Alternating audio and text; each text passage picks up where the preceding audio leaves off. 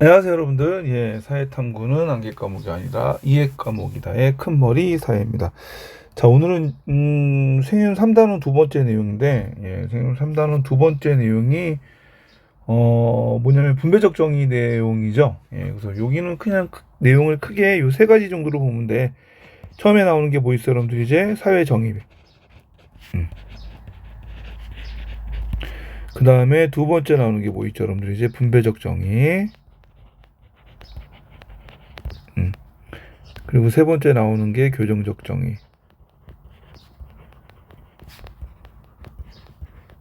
네, 여기가 바로 뭐 여러분들이 이제 생윤 3단원 두 번째 사회 정의 파트라고 생각하면 되는데, 일단 사회 정의 파트에서 제일 먼저 나오는 게 바로 뭐냐면 니부어야 여러분들. 근데 일단 참고로 여러분들한테 미리 얘기를 해두면, 니부어는 작년에 교육청하고 평가원에서 한 번도 문제가 나온 적이 없고 수능에서도 문제가 안 나왔어. 그리고 올해도 현재 6월까지는 거의 문제가 나오고 있지 않기 때문에 아마 수능에서는 올해도 나올 가능성이 거의 없다. 그런데 내신하는 사람들은 그래도 해야지. 왜냐면 기존에 계속 그 2022년 수능까지 한 번도 니부어가 빠지지 않고 나왔기 때문에 실제 기출에서 니부어에 문제 관련된 내용들이 많으니까 아마 내신에서는 당연히 해야 될 거야. 그럼 니부어가 얘기하는 게 바로 뭐냐면 사회 정의 내용인데, 일단 니부어가 하고 싶은 말은 뭐냐 이거 여러분들. 옛날 사람들은 뭐 이 사람들이 이제 여기서 도덕주의자나 아니면 어떤 종교에 종사하는 사람들을 얘기하는데, 사회 문제도 뭐로 해결이 가능하냐면 개인의 도덕성으로 해결이 가능하다. 그런데 니부어 생각은 그게 옛날에는 가능했지만 이제 더 이상 가능하지 않다라고 보는 거죠. 그렇기 때문에 니부어 생각은 그런 거야. 개인 간의 갈등이나 개인 간의 문제, 이거는 개인의 도덕성으로 해결해야 돼. 그런데 집단 간의 갈등, 이거는 왜 생기냐면 개인의 도덕성 부족으로 생기는 게 아니라 대부분의 집단 간의 갈등은 정치 권력의 불균형 문제라는 거야. 그래서 정치적으로 해결해야 돼. 뭐라고 여러분들? 정치적으로. 그럼 정치적으로 해결한다는 건 어떤 사회 제도나 정책이나 법률, 규범 이런 것들에 입각해서 해결하는 건데, 니부어는 이런 사회 제도, 사회 법률 이런 것들을 바로 뭐라 그러냐면 개인 윤리, 즉 개인의 도덕성이나 개인의 합리성에 반하는 사회 윤리의 개념으로 설명을 한다. 됐어요, 여러분들? 그런데 이 정치적인 방법은 뭐에 입각한 거냐면, 통상적으로 우리가 윤리 또는 개인의 도덕성 또는 개인의 도덕이 개인의 어떤 자율성에 근거한 규범이라면, 정치적인 제도, 법률 이런 것들은 강제성의 규범, 즉 뭐에 기반한 거다 여러분들? 바로 강제성에 기반한 거고, 때로는 이런 경우에는 뭘 수반하는 경우도 있어. 약간의 폭력을 수반하는 경우도 있다.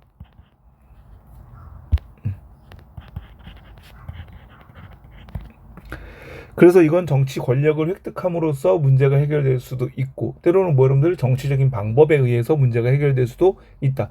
근데 정치 권력을 획득하는 것만이 정치 방법의 유일한 방법은 아니란 말이야. 정치 권력을 획득하지 않더라도 정치적인 방법에는 여러 가지가 있겠죠. 그게 바로 뭐냐면 시위 또는 집회. 니부어 같은 경우에는 그 인도의 이제 간디가 했던 소금 불매 운동의 예를 들면서 불매 운동도 정치적인 방법이 된다라고 설명을 해. 알았죠, 여러분들? 불매 운동.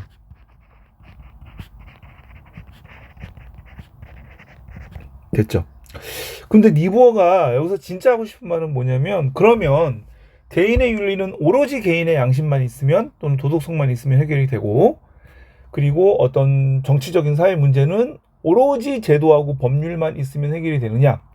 물론 각자의 영역이 구분은 되지만 때로는 개인 간의 도덕성 문제라든지 이런 것들을 해결하기 위해서 정치나 법률의 지원이 요구될 때도 있고, 또 마찬가지야. 사회 문제는 제도나 정치적으로 해결하는 것이 맞지만 때로는 개인의 도덕성이 필요할 때도 있다. 그래서 결과적으로 이분이 하고 싶은 말은 뭐냐면 개인의 윤리와 사회 윤리가 구분이 되고 다르지만 서로의 영역에서 뭐가 될 수 있다고 도움을 줄 수 있다. 그렇기 때문에 개인의 윤리와 사회윤리의 조화를 강조하는 거야.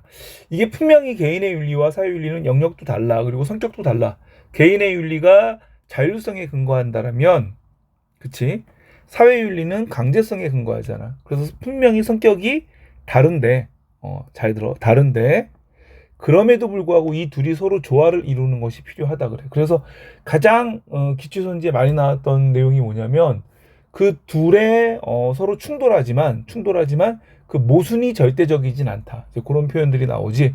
그래서 그 표현들은 뭐 여러분들 분명히 다르지만 서로 반대되는 성향이 강하지만 결과적으로 서로가 조화를 이룰 때, 그 둘이 조화를 이룰 때 개인의 갈등이건 사회적 갈등을 좀 더 해결하기 쉽다. 뭐 이런 내용으로 이해를 하면 될 것 같아. 그 다음에 또 뭐 그런 문장도 있었죠, 여러분들. 뭐지? 비합리적 강제력은 개인의 양심이나 도덕성에 통제를 받을 필요가 있다. 이게 무슨 말이냐?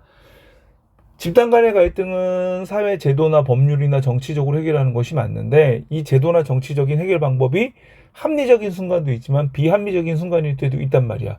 그럴 때는 뭐가 필요하다, 여러분들? 개인의 양심이나 이런 것들로 해결할 필요가 있다.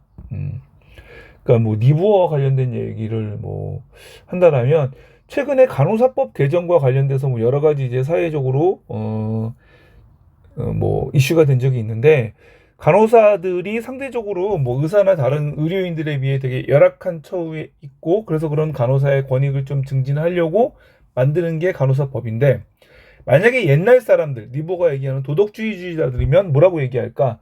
그냥 의사의 도덕성으로 어떤 간호사의 권익 처우나 이런 문제들이 해결될 수 있을 거야.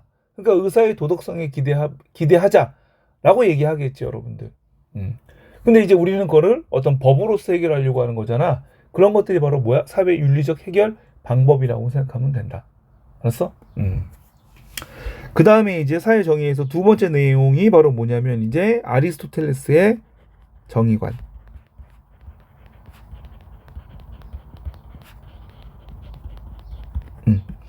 아리스토텔레스의 정의는 크게 보편적 정의와 특수적 정의로 나누고 특수적 정의는 다시 뭐 여러분들 이제 배분적 정의하고 교정적 정의. 뭐 교정적 정의 같은 경우에는 시정적 정의라고 해도 돼요. 어차피 뭐 우리가 외국말 갖다가 번역해서 쓰는 거니까. 그리고 다시 교정적 정의에는 뭐 여러분들 이제 자발적 거래,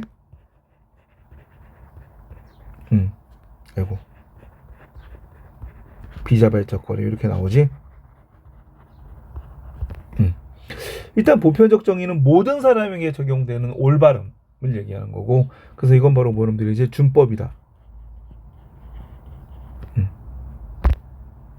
그 다음에 특수적 정의는 어떤 특별한 경우에만 적용되는 건데, 뭐 특별하다는 게 뭐 아주 뭐 보편적이지 않다가 아니라 일반적인 상황이 아닌. 그래서 배분적 정의는 정치 권력이라든지 사회적 지위 아니면 재화, 재산 뭐 이런 것들을 분배할 때 적용되는 건데 이때는 뭐냐면 개인의 차이를 인정하는 거야. 개인 간의 차이를 인정. 그래서 개인의 능력이나 아니면 개인들이 가지고 있는 어떤 가치들의 차이를 인정. 그래서 여기서 얘기하는 게 뭐 여러분들 이제 같은 건 같게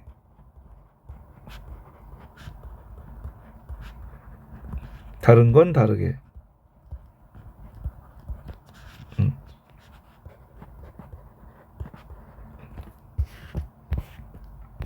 이게 뭐지 여러분들 이제 같은 능력이나 같은 가치를 가진 사람에겐 같은 권력, 같은 지위를 배분하지만 다른 능력과 다른 가치를 가진 사람에겐 다른 가치에 해당하는 지위나 권력을 또는 재산을 배분하자. 그래서 이제 이걸 우리가 차등 분배를 얘기한다고 이해하면 되고 그 다음에 요거를 이제 아리스토텔레스는 무슨 비례라 그러지? 기하학적 비례라 그러지?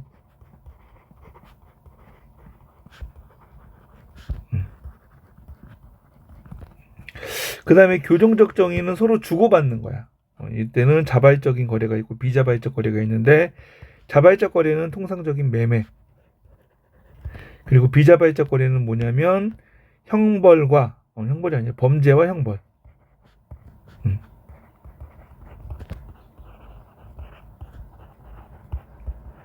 그래서 아리스토텔레스는 범죄와 형벌도 주고받는 거니까 좀 거래의 개념으로 보는데, 이거는 뭐 이런 말이죠. 내가 원해서 하는, 내가 또는 두 사람이 합의에 의해서 이루어지는 거래는 아니다. 그리고 이 부분에 대해서는 어떻게 하라 그랬냐면, 항상 어떻게 주고받는 것이 뭐 해야 돼? 동일해야 돼. 또는 동등한 가치를 가지고 있어야 돼. 그게 바로 여러분들 교정적 정의. 그래서 요거는 이제 뭐라고 생각하면 돼? 균등분배? 균등분배 개념으로 봐야 되나? 균등분배 개념이라기보다는 그냥 모든 사람을 동일하게 대한다. 이런 의미. 그 다음에 여기를 우리가 무슨 비례라 그러지? 바로 산술적 비례라고 한다.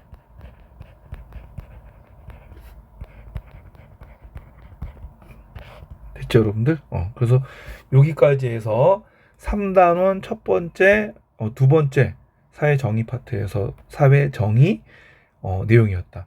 그 다음에 이제 그러면 분배적 정의로 갈게. 일단 이 내용을 좀 지우고, 사회 정의까지 지웠네.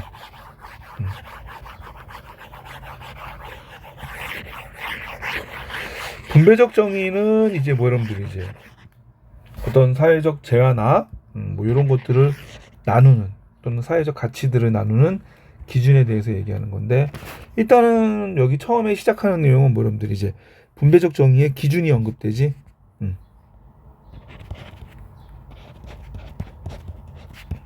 그래서 능력에 따른 분배, 그 다음에 여러분들이 이제 업적에 따른 분배,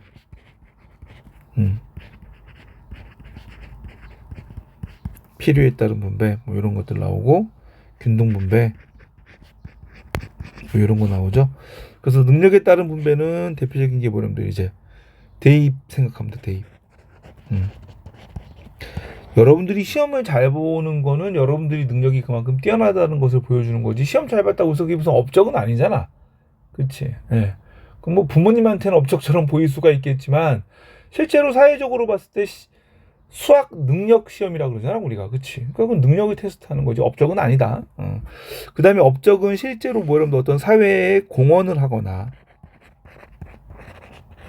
어떤 이익을 산출해내는 것들을 얘기하고, 필요라고 하는 것들, 그럼 업적에 따른 분배도 있지. 이건 여러분들 성과급 같은 거, 회사에서 주는 성과급. 그 다음에 필요에 따른 분배도 있지. 여러분들 어떤 경우야? 바로 사회보장제도.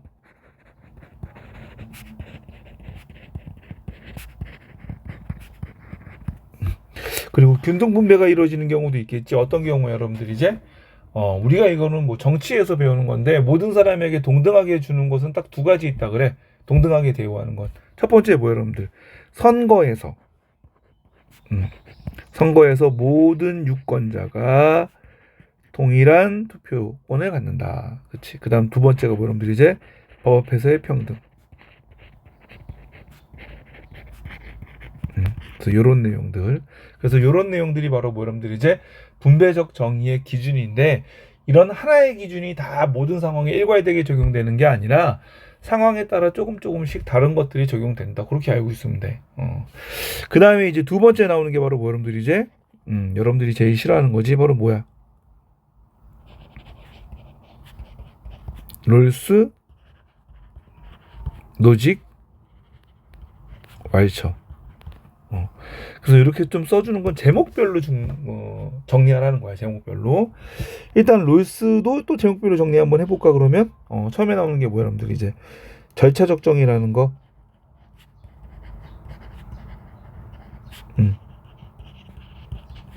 그 다음에 두 번째 여러분들 이제 무지의 베일.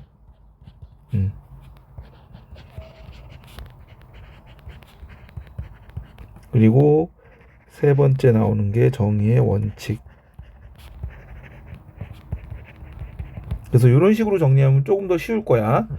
절차적 정의를 우리가 얘기할 때 노직을 뭐라 그래요, 여러분들? 이제 공정으로서의 정의라고 얘기하지.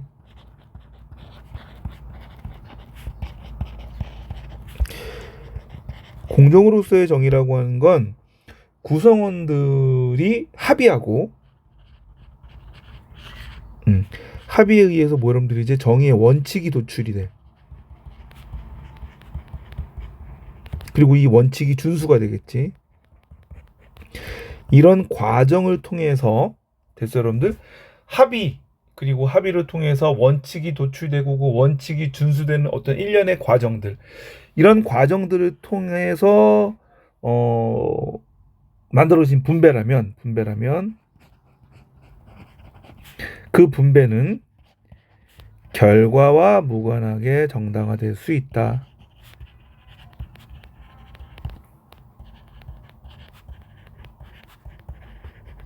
이게 이제 롤스의 바로 공정으로서의 정의다. 색깔을 좀 다르게 할까? 그 다음에 무지의 배일 상태라고 하는 거는 일단은 우리가 왜 가정을 하느냐, 무지의 배일을 가정하는 이유는 분배에 있어서 우연적인 요소를 배제하기 위해서야.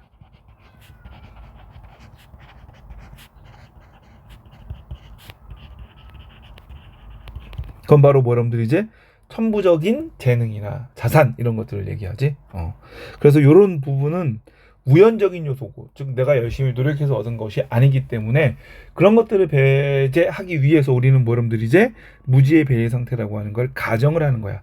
그러면 이 무지의 배일 상태에서 사람들은 개인의 타고난 능력이나 아니면 집안 배경, 심지어 뭐야 자기 뭐 외모, 생김새도 모르고 자기의 뭐야 신념도 잘 몰라. 내가 뭘 좋아하고 내가 어떤 종교를 믿는지 이런 것들을 잘 모른단 말이야. 됐어요, 여러분들? 그런 상태에서 대신 기본적으로 사회적 가치들에 대해서는 알고 있어.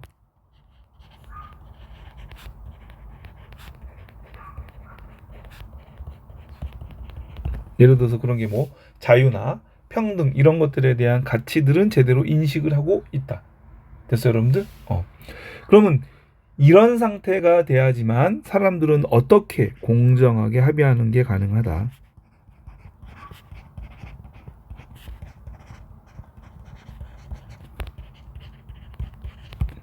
됐죠, 여러분들? 그러면 이제 이런 상태에서 사람들이 정의의 원칙에 대해서 합의를 하는 거야. 그러면 사람들은 두 가지 정도 원칙에 합의하지 않겠느냐. 첫 번째, 모든 사람이 평등해야 돼. 무엇에 있어서? 자유권 보장에 있어서. 그래서 이걸 우리가 뭐라 그래? 제1원칙 평등의 원칙이지. 그래서 롤스도 뭐 여러분들 자유주의자야. 왜? 자유를 중시하잖아. 됐어, 여러분들? 그 다음에 두 번째 원칙은 뭐야? 차등의 원칙이지. 사회 경제적 불평등을 가능하게 하는 또는 불평등을 만들어내는 사회적 지위를 얻을 수 있는 기회는 균등히 보장해 주자, 우리가. 그쵸, 여러분들? 그래서 기회 균등. 그 다음 두 번째 나오는 게 뭐야? 그렇게 기회를 균등히 줘서 어떤 사회적 지위들이 뭐 여러분들이 이제 차등적으로 분배가 되고 그 지위에 따라서 사회적 경제적 어떤 차등 분배가 생겼을 때 그 차등 분배가 또는 불평등이 모든 구성원들에게 이익을 줄 수 있어야 된다는 거야. 그러니까 잘 봐봐, 여러분들.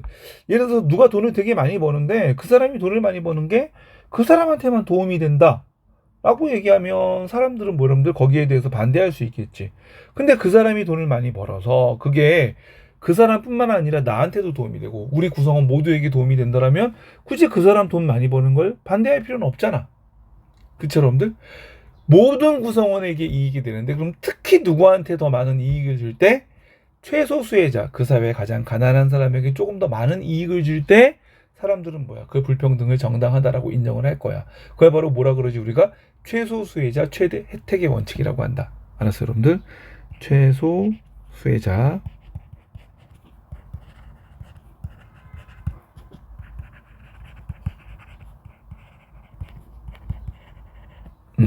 그래서 요게 바로 뭐냐면 이제 차등의 원칙.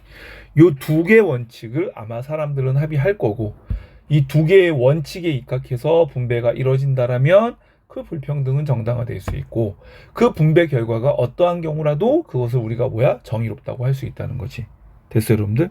그래서 좀 여러분들 눈여겨봐야 되는 게 최소 수혜자 최대 혜택의 원칙이라고 하지만 실제로는 뭐 여러분들 구성원 모두에게 그 불평등이 이익을 줄 수 있어야 된다는 거야.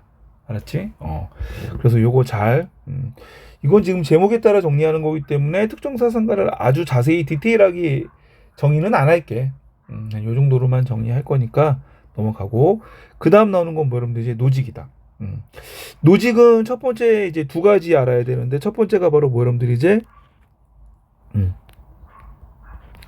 소유 권리론.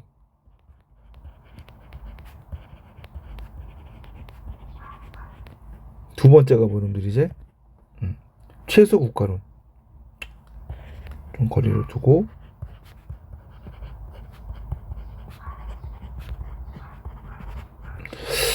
노직은 다음과 같은 과정을 통해서 소유하게 됐다라면 그 소유는 절대적 권리로서 누구에 대해서도 뭐 여러분들 간섭받지 않는 배타적 권리가 된다는 거야. 알았어요, 여러분들? 그럼 어떤 과정이냐? 첫 번째, 취득 과정이 정의로워야 돼. 이때 취득 과정이라고 하는 건 뭐냐면 해당 재화를 취득하는 사람의 노동에 투입됐어야 된다는 거죠. 그러니까 우리가 어떤 노동이라든지 어떤 재화에 대해서 아이디어를 투입한 경우, 그래서 그 재화가 가치가 생겼거나 가치가 증대되었다면 거기에 대해서의 소유권은 그 가치를 창출하거나 증대한 사람이 가져야 된다는 거야. 됐어, 여러분들? 두 번째, 이전 과정. 내가 취득한 물건이라고 해도 우리가 시장에서 그 물건을 팔 때 정당한 대가를 지불한 사람에게 물건에 대한 소유권을 이전하죠. 근데 그 대가가 정당하다고 보니까 우리가 이전한 거 아니야? 이렇게 정당한 거래를 통해서 소유권이 이전됐다라면 그 이전된 소유권에 대해서 우리는 뭐 여러분들 정당성이 인정된다는 거야. 됐어요, 여러분들? 그 다음에 세 번째, 만약에 취득 과정이나 이전 과정에서의 불이가 있었다라면 그 소유권은 뭐야? 정의로운 상태로 다시 교정돼야 된다. 그래서 이건 교정에서의 정의. 그래서 요 세 개의 과정, 정확히 따지면 과정은 두 개밖에 없지. 취득 과정과 이전 과정이니까. 요 세 개의 원칙이 잘 지켜진 소유권에 대해서는 그 소유 권리를 절대적으로 본다. 됐죠, 여러분들?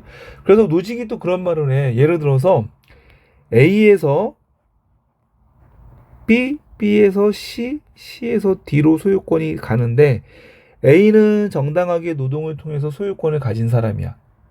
그리고 B는 A에게서 정당한 대가를 지불하고 소유권을 이전받은 사람이야. 그런데 C는 B에게 정당한 대가를 지불하지 않고 B의 물건을 절도 훔친 사람이 바로 누구야? C야. 그리고 C는 다시 이 소유권을 정당한 대가를 받고 누구한테? D에게 팔았다. 그럼 현재 재화는 누구한테 있는 거야? D한테 있는 거지? 예를 들어서 뭐 이거를 뭐 자동차라고 하면, 그치, 여러분들? 자동차가 D에게 있다. 그럼 이때 이 자동차에 대한 D의 소유권은 정당하냐? 정당하지 않다는 거예요. 왜냐하면 B에서 C로 넘어가는 과정이 정당하지 않았기 때문에 현재의 D의 소유가 정당화될 수 없다. 그러면 해당 재화에 대한 소유권은 누구한테로 돌아가야 돼? 다시 B에게로 돌아가야 돼. 됐어요, 여러분들? 이거에 뭐라 그러냐면 현재의 소유권이 정당화되려면 이 이전의 모든 과정의 소유 과정, 역사가 정당해야 돼. 이걸 뭐라 그래요, 여러분들? 바로 역사적 정의다.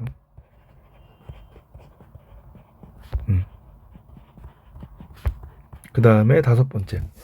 그러면 이 과정이 정의로우면 결과는 어떠한 형태든 다 정당하다고 볼 수 있으니까 부의 재분배라는 것을 해야 돼, 말아야 돼?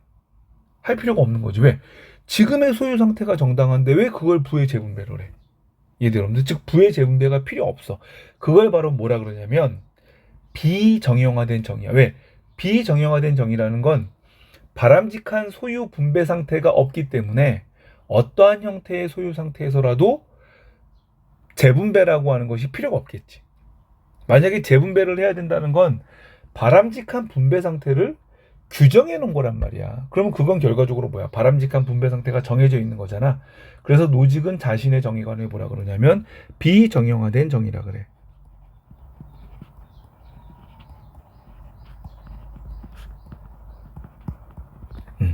그 다음에 최소 국가론.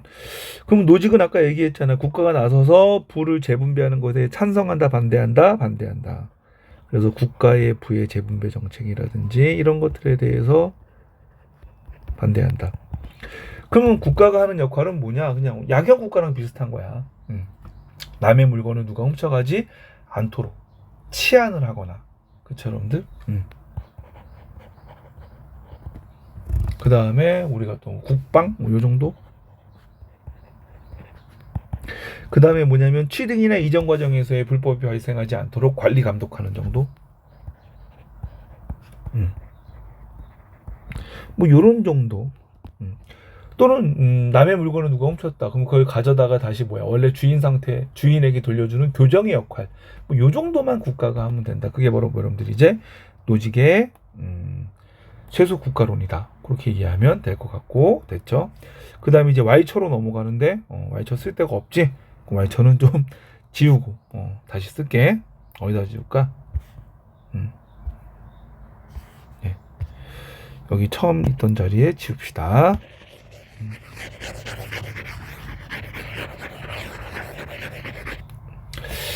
Y처의 사상은 크게 두 가지로 정리하면 되죠. 처음에 나오는 게 뭐 있어요, 여러분들? 이제 다원주의적 정의관.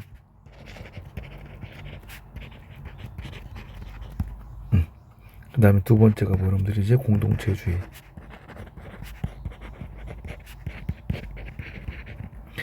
다원주의적 정의관 얘기하면서 복합평등이라는 말도 하는데, 그래서 이거를 이제 뭐라 그러더라, 이 양반이. 컴플렉스 is equality라고 얘기를 해. 예, 그래서 이제 여러 평등들이 뭐 여러분들이 이제 한데 섞여서 또는 기준이 단일한 획일화된 기준이 아니라 여러 개의 기준으로서 평등이 이루어진다. 이렇게 얘기하는 거지. 왈차가 얘기하는 것 중에서는 크게 지배와 독점이 있는데, 혹시 여기에 대해서 좀 더 자세히 알고 싶은 사람은 유튜브에서 왈차에 대한 한번 내용을 찾아봐. 지배라고 하는 건 뭐냐면 어떤 A 가치가 다른 가치의 분배를 결정하는 걸 지배라 그래. 이때 이 A 가치를 우리 뭐라 그래? 바로 지배적 가치라고 한다. 그 다음에 독점은 특정 가치를 특정 집단이나 그 다음에 특정 개인이 독차지하는 걸 독점이라 그래. 됐어요, 여러분들? 예를 들어서 그런 거 한번 생각해봐. 수학 점수가 높다고 해서 수학 점수 높은 애한테 영어도 높은 점수를 주고 국어도 높은 점수를 두고 탐구도 높은 점수를 줘. 그럼 얘는 수학만 잘하면 모든 과목에 높은 점수를 가질 수 있잖아. 이걸 지배라고 하는 거야. 됐어요, 여러분들? 그 다음에 독점은 갑은 수학만 잘해. 그래서 수학에서 압도적으로 갑이 1등이고, 그런데 얘는 영어를 못해. 그럼 영어는 누가 잘해? 을이 잘해. 그래서 을이 압도적으로 1등이야. 그리고 국어는 누가 잘해? 병이 잘해. 그리고 탐구는 정이 잘해. 그럼 이렇게 보면 각각의 과목에서는 불평등이 존재하는 것 같지만 이거를 다 합쳐놓으면은 불평등이 존재하지 않는다는 거지. 왜? 결과적으로 보면 수학은 갑이 잘하고 그 다음에 영어는 을이 잘하고 국어는 병이 잘하고 탐구는 정이 잘하지만 각자 잘하는 과목이 있기 때문에 싹 다 합쳐보면 크게 차이가 나지 않을 때. 이해돼요, 여러분들? 예를 들어서 수학을 잘한다는 이유만으로 다른 과목의 점수를 다 많이 줘버리면 결과적으로 이런 것들은 수학 잘하는 애가 모든 과목의 점수를 다 가져가니까 사회적으로 불평등이 엄청나게 커질 수밖에 없다는 거야. 하지만 각각의 과목에서 독점이 나타난다 하더라도 전체를 섞어보면 이건 여러분들이 이제 불평등이 나타나기 어렵지. 그래서 왈처는 독점은 나쁘지 않다라고 얘기해. 그럼 뭐가 나쁜 거야? 바로 지배가 나쁜 거야. 됐어요, 여러분들? 그래서 국가가 해야 될 일은 뭐냐? 국가가 해야 될 일은 이런 지배적 가치가 등장을 하는 것을 사전에 경계하거나 방지하는 거야. 됐어요, 여러분들? 그러면 대부분의 국가에서 지배적 역할을 또는 지배적 가치 역할을 하는 게 뭐냐면 바로 화폐야, 화폐. 말차가 이제 우리나라에서 여러 가지 학술 토론회에 참석한 걸 보면은 그 지배와 독점에 대해서 얘기하다가 우리나라 이제 학자들이 왈츠한테 당신의 얘기를 듣고 나니 우리 대한민국 사회에서 화폐가 갖는 지배적 가치로서의 역할이 상당히 위험한 것 같습니다 라고 하면서 그 화폐가 그러니까 대한민국에서 돈이 많다는 게 어떤 의미인지에 대해서 쫙 얘기를 해줘. 그 왈처가 그 얘기 듣고 당신 얘기 듣고 보니 대한민국에서 화폐가 갖는 지배적 가치로서의 역할이 너무 크다. 이거 빨리 없애지 않으면 대한민국의 불평등은 엄청나게 심화될 것 같다. 뭐 이런 얘기를 하는 그런 글을 몇 번 읽어봤는데 실제로 이제 대한민국의 화폐가 상당히 지배적 가치 역할을 하잖아. 왜? 돈이 많으면 그걸로 뭘 잘 가? 대학을 잘 간단 말이야. 대입 성적이 좋아지죠. 그리고 또 뭐가 잘 돼? 취업이 잘 되고. 취업이 잘 되면 나중에 또 뭐야? 월급도 많이 받고. 또 월급도 많이 받는 사람은 결혼도 잘하고. 그 다음에 그로 인해서 뭐 여러분들이 이제 또 정보들을 많이 가지니까 또 부동산 투자 같은 걸로 해서 또 더 많은 돈을 벌 수 있다는 거야. 됐어요, 여러분들? 그래서 이 화폐가 거의 자본주의 사회에서 지배적 가치 역할을 하는데 특히 대한민국에서 더 심하죠, 여러분들. 그래서 만약에 공산주의 정권이 들어선다고 하자. 그럼 공산주의 정권이 들어서면 어떻게 할까? 이 화폐를 모든 사람에게 균등히 주려고 할 거야. 똑같이 나눠줘. 됐어요, 여러분들? 이거를 왈처는 뭐라 그러냐면 단순 평등이라 그래. 단순 평등은 뭐냐면 지배적 가치를 없애지 않고 지배적 가치를 모든 사람에게 동등하게 나눠주는 걸 단순 평등이라 그래. 그럼 실제 왈처가 볼 때 기존의 공산주의를 표방하는 소련이나 북한 이런 국가들이 추구했던 평등이 바로 단순 평등이라는 거야. 그리고 실제 이런 평등은 평등이 아니었다. 왜냐면 잘 봐봐 한번. 모든 사람에게 화폐를 동일하게 10개씩 줘. 그런데 A라는 사람은 이 화폐를 잘 보존해서 1년이 지난 이후에도 그대로 10개를 가지고 있어. 근데 B라는 사람은 뭐 흥청망청 써서 아니면 뭐 여러분들 몸이 너무 아파서 병원비로 쓰느라 이 화폐 10개를 못 갖고 있어. 그래서 몇 개를 가지고 있느냐? 2개만 가지고 있어. 그럼 1년이 지난 시점에서 화폐의 불평등이 커졌죠. 그러면 기존의 사회주의, 공산주의 정부들은 이걸 다시 평등하게 만들기 위해서 갑과 을에게서 화폐를 다 걷어들여서 몇 개씩 나눠주는 거야? 다시 6개씩 나눠주는 거야. 됐어요, 여러분들? 왈처는 이 과정에서 화폐를 다시 걷어들이고 다시 분배하는 누구의 힘, 즉 정부 관료의 힘이 지나치게 커지면서 정부 관료의 힘이 지배적 가치로 등장을 하게 된다는 거야. 무슨 말인지 알았어요, 여러분들? 그러니까 자연스러운 평등이 아니라 이걸 인위적인 평등으로 만드는 과정에서 관료의 힘 또는 뭐 여러분들 정부 관료의 어떤 역할이 새로운 지배적 가치로 등장을 하면서 결과적으로 사람들은 이제 화폐가 아니라 정부 관료가 되기 위해서 또는 정부 관료가 되면 모든 가치들을 다 독점할 수 있게 된다는 걸 깨닫게 된다는 거죠, 여러분들. 됐어? 결과적으로 단순 평등이 다시 뭘 만들어내? 불평등을 만들었다고 보는 거죠. 됐어요, 여러분들? 그래서 이제 이런 지배적 가치를 그냥 균등하게 분배하는 단순 평등은 올바른 평등이 아니고 지배적 가치를 없애고 그쵸, 여러분들? 다양한 분야에서 독점이 등장을 하지만 그 독점이 결과적으로 더 넓게 보면은 평등을 유발할 수 있는 그런 것들을 바로 뭐라 그래? 왈처는 다원적 평등이라고 한다. 그 다음에 공동체주의.